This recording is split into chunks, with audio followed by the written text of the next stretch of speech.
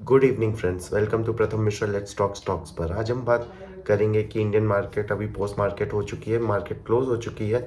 तो आज Indian market खुली ऊपर, फिर नीचे जाते जाते जैसे दिन खत्म होता गया मार्केट नीचे सरकती रही जी। और कल जो मार्केट में हमने यूएस मार्केट में तेज़ी दिखी थी, उस वो तेज़ी हमें इंडियन मार्केट में कैरी फॉरवर्ड होते नहीं देखी। ना जापानीज़ मार्केट में ना चाइनीज़ मार्केट में, सभी डाउन थे। तो उस हिसाब से हमें कोई तेज़ी एज सच हमें देखने को नहीं मिली। ऊपर से नीचे स्मॉल कैप मिड कैप सभी बैट हुए थे। पर आज के जो दिन की हाईलाइट थी वो थी एलजी इलेक्ट्रॉनिक्स आईपीओ इंडिया।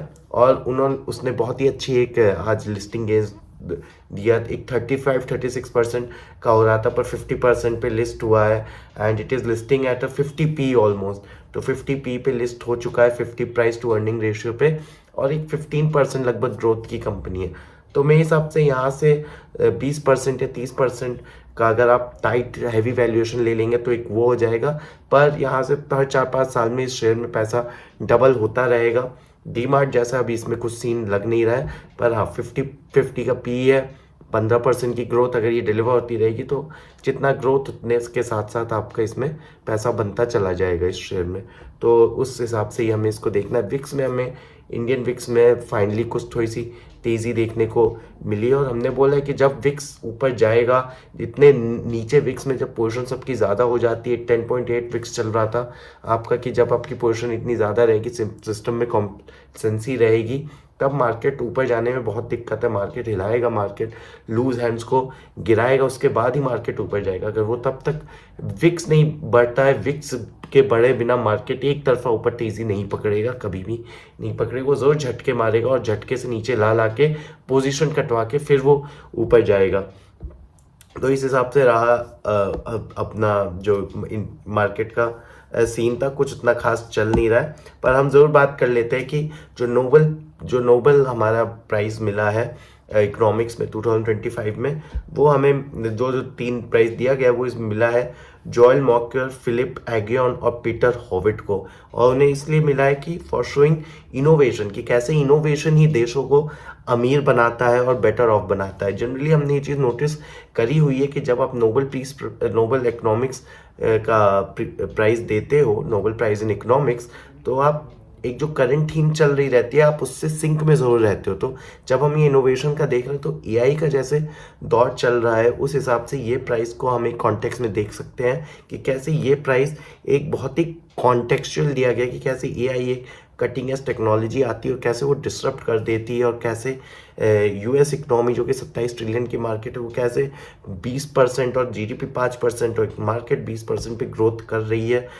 देश की टॉप कंपनीज 4-4, 5-5 ट्रिलियन की यूएस की कंपनीज भी 25-25 ग्रोथ कर रही हैं परसेंट, जो कि बहुत ही मुश्किल होता है। आप इंडिया में नहीं देखते ये सब चीज़ें कि आपकी 150 लाख करोड़ की भी कंपनी मूव करती है 10-15%, नहीं हो पाता है।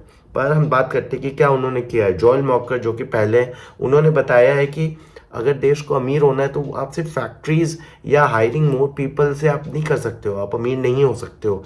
आपके लिए कुछ तो उसमें करना पड़ेगा, जो आप इन्वेंट करो नया गैजेट, मेडिसिन या कुछ बिजनेस कैसे करना है वो आपको देखना ही पड़ेगा। वो हमने चाइनीज़ कॉन्टेक्स्ट में भी देखना पड़ेगा कि उन्होंने ज़रूर फैक्ट्रीज और एम्प्लॉयमेंट बढ़ाई, पर उन्होंने टेक्नोलॉजी पे बहुत ध्यान दिया है, जो कि BYD जैसी कंपनीज जब आप देखते हो कटिंग एज टेक्नोलॉजी आती है, डीप सीक आती है, तो आप वहाँ पे देख सकते हो।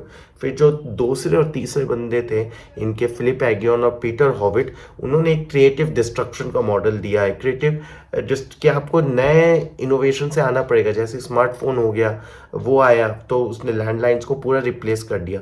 तो इसका मतलब है कि आपको पुरानी कंपनीज को बचा के नहीं रखना है, आपको एक कैपिटलिज्म सिस्टम को रन करना पड़ेगा और बेटर चीज़ को आपको आगे आने ही देना पड़ेगा।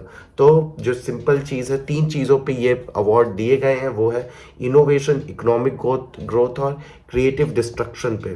हमने इन तीनों चीज़ों पे आपको बात बता दी है। और लगभग बात यही है कि 400 साल पहले से कैसे चीज़ें बहुत ही गरीबी थी हमारी दुनिया में, और कैसे पिछले 200 साल में जैसे जैसे इनोवेशन की स्पीड तेज़ी आती गई है, तो आप देखेंगे कि अमीरी भी आती चली गई है उस चीज़ में। और इसका एक मेन क्रेडिट इनोवेशन को ही जाता है। तो इनोवेशन एक प्लांटिंग सीड होता है। तो जब हम इनोवेशन पे जाते हैं, तो जो एग्योन और हॉविट जी का जो मॉडल है, जो दूसरे और तीसरे हमने जिनकी बात करी है, उन्होंने बोला कि पीपल सेव मनी, लोगों को पैसे बचाने पड़ेंगे पहली चीज में, और उनको कंपनीज को वो पैसे देने पड़ेंगे टू इन्वेंट थिंग्स। ये आप देख सकते हैं जैसे स्टॉक मार्केट काम करता है, और यही एक रीज़न है जिस कारण से आप देखेंगे नहीं कि जो बड़े देश हैं वहाँ पे, या जो वहाँ पे आप कैपिटल गेन्स टैक्स की बात करते हो, उसी चीज़ को हम मानते हैं कि आपको इंडिया में भी वो कैपिटल गेन टैक्स को कम रखना चाहिए, क्यों? आप वो रिस्क पैसा देते हो, आप एक फिक्स पैसा नहीं दे रहे हो, वो आप रिस्क पे पैसा, कि अगर वो इनोवेशन बनता है तो आप देश में बहुत आगे जा सकते हो, वर्सेस अगर वो नहीं बनता then that value goes to zero. तो न्यू आइडियाज़ जो आते हैं उसी से नई कंपनीज ही बनती हैं, और पेटेंट्स बनते हैं, उन्हीं से ही चीज़ें जो जाएंगी, और फिर उसी से ही एक इक्विलिब्रियम आता है कि आपको सेवर्स भी चाहिए, आपको इन्वेंटर्स भी चाहिए, आपको कंपनी चाहिए, और जब तीनों मिलेंगे तब एक देश में एक ग्रोथ आता है। तो फिर अगर आप ये सब चीज़ें देखेंगे तो तभी आपका ये सिस्टम जो है उस चीज़ को बन रहा है। तो आप यही लेट को देख के और उस कॉन्टेक्स्ट को देख के अगर आप देखेंगे तो ये सब चीज़ें एक तरफ ही मर्ज कर रही हैं। तो हमने ये काफ़ी डिटेल में आज डिस्कस किया है कि कैसे